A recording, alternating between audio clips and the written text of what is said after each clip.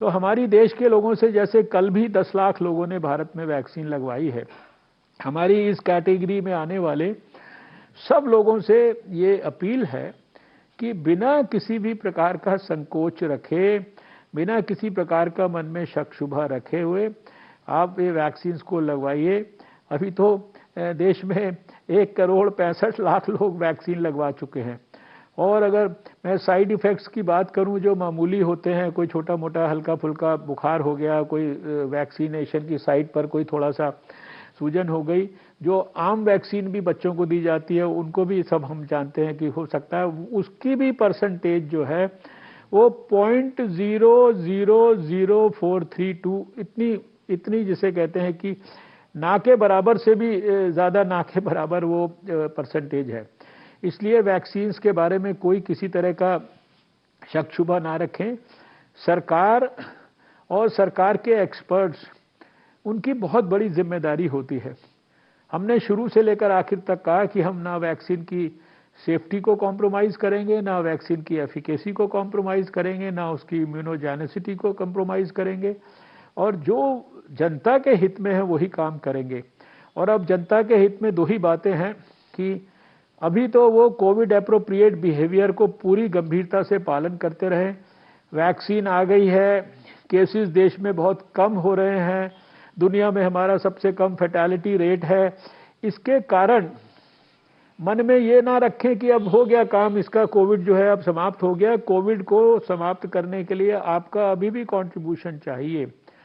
मैंने बार बार पूरे 1 साल में भी कहा था कि वैक्सीन आने के पहले ये जो मास्क है और जो 2 गज की दूरी है और जो साबुन से हाथ धोने की प्रक्रिया है, ये हमारी सबसे बड़ी सोशल वैक्सीन है और ये हमारा जो कोविड के खिलाफ बचाव का सबसे बड़ा हथियार है। और कोई अगर हमारी प्राणों की रक्षा कर सकता है तो शायद सबसे ज़्यादा हमारा ये मास्क कर सकता है, जिसको ठीक से लगाना बहुत ज़रूरी है। और अब जब साथ में हम वैक्सीन्स को भी लगवाने की प्रक्रिया को और तेज़ी से बढ़ाएंगे तो आने वाले समय में हम देखेंगे कि कोविड के खिलाफ हमारी जो जंग में सफलता, उसके पैरामीटर्स और मजबूत होते जाएंगे और अंततोगत्वा हमको कोविड के खिलाफ जंग में निश्चित रूप से सफलता मिलेगी। इसके बारे में मुझे व्यक्तिगत तौर पर कोई ज़रा सा भी संदेह नहीं है। डॉक्टर हर्षवर्धन जी, दूसरा सवाल ये है कि काफ़ी सारे लोगों के मन में ये शंका है कि states just like Maharashtra, Punjab, Kerala में केसेस बढ़ रहे हैं, तो क्या आप इसे सेकेंड वेव मानते हैं और इसे लेकर क्या तैयारी है?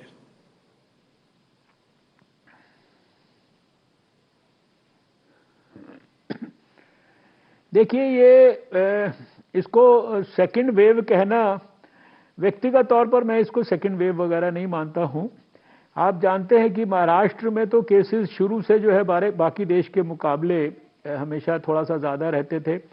अभी जो 70-75% देश के केसेस 1-2 स्टेट्स में ही हैं और उन स्टेट्स में जितने भी हमारी तरफ से इंटरवेंशंस हो सकते हैं, हाई लेवल टीम्स भेजने से लेकर उनके साथ लगातार जो संपर्क हमारे हाईएस्ट लेवल के अधिकारियों का, हमारा सबका बराबर उनके साथ बना हुआ है।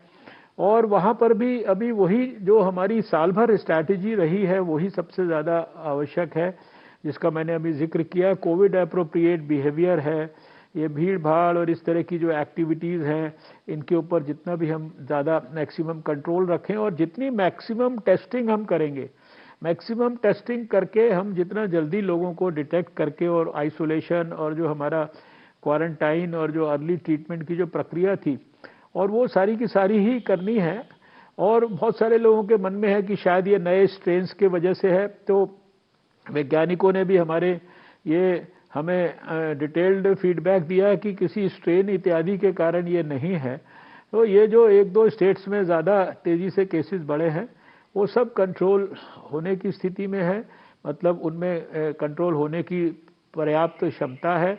उसको कोई देश में दूसरी वेव आ गई है इस प्रकार से समझना मैं उचित नहीं समझता। लेकिन बार बार ये ज़रूर कहना चाहता हूँ कि हमें कोविड एप्रोप्रिएट बिहेवियर किसी कीमत पर नहीं छोड़ना है, ये हमारे लिए सबसे महत्वपूर्ण है।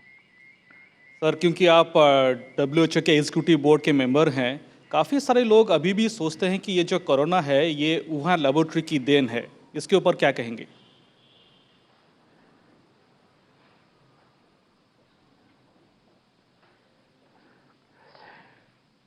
देखिए ये इस तरह की जो बातें हैं इनके बारे में अगर विश्व स्वास्थ्य संगठन के एग्जीक्यूटिव बोर्ड के चेयरमैन के रूप में अगर मैं आपसे कहूं तो वर्ल्ड हेल्थ असेंबली में भी ये विषय पिछले साल उठा था, एग्जीक्यूटिव बोर्ड में भी आया। विश्व स्वास्थ्य संगठन ने भी जो है एक दो देशों की फॉर्मर प्राइम मिनिस्टर्स की अध्यक्षता में काफ़ी बड़ा एक पैनल बनाया जिसने सारे दुनिया भर के लोगों से बातचीत करके इन्वेस्टिगेशन किया।